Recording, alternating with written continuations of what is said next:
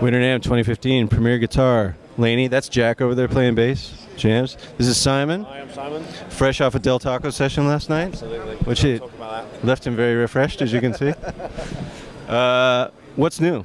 Well, we're here at NAMM 2015, and we've launched one of the new Nexus Studio Live bass amplifiers.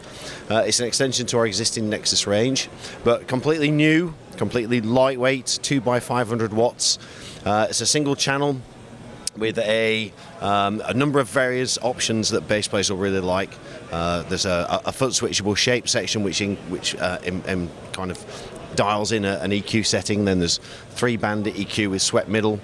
Then the cool things are we've added some dedicated bass effects. So as you see on the front panel, there's space, interval and focus. Now space gives you the ability to dial in a reverb or a really nice dimed chorus.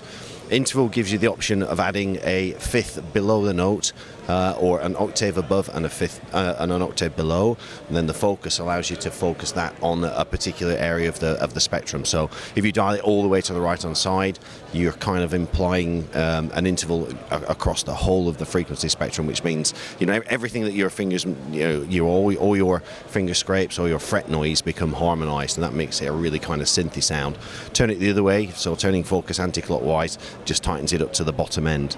And then right at the end of the control panel, you have the tilt and the touch function. Now these are the two really powerful areas of the unit.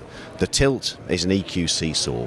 So basically what that does is it allows you to kind of raise increase the bottom end whilst reducing the top end at the same time. And it's a really dynamic way of tailoring your EQ to a particular venue or a particular bass without having to go through everything and change each setting. And then touch.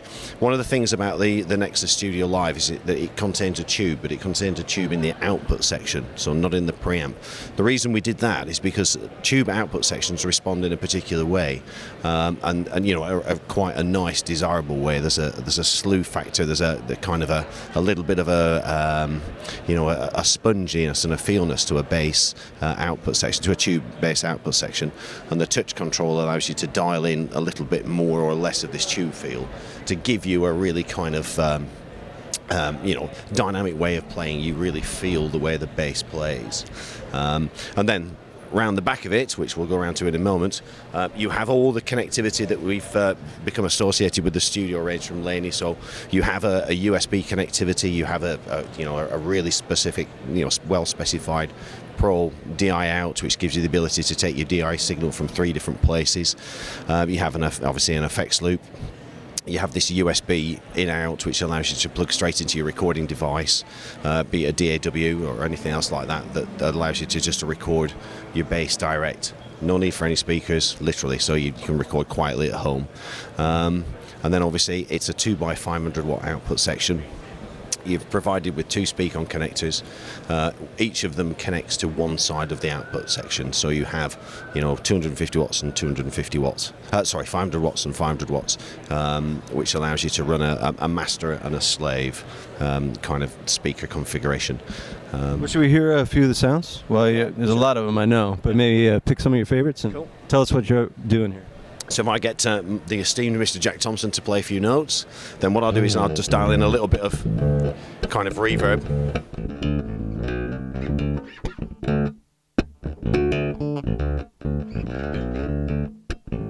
Let's say, for example, you want to dial in a bass chorus.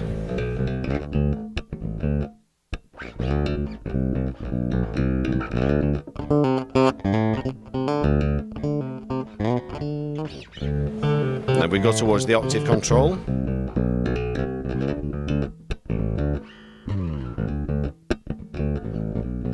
So what that's doing now is put an octave into the signal, and then the focus will allow us to kind of tune that to where Jack wants it in the spectrum. So that's now that's across the full frequency range, whereas that's now dialing more of the effect towards the low end of the strings. Do the same, we put a fifth in now.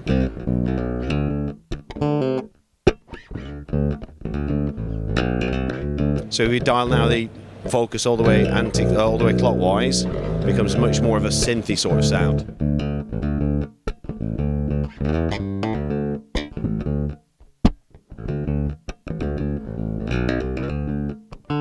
And there we go.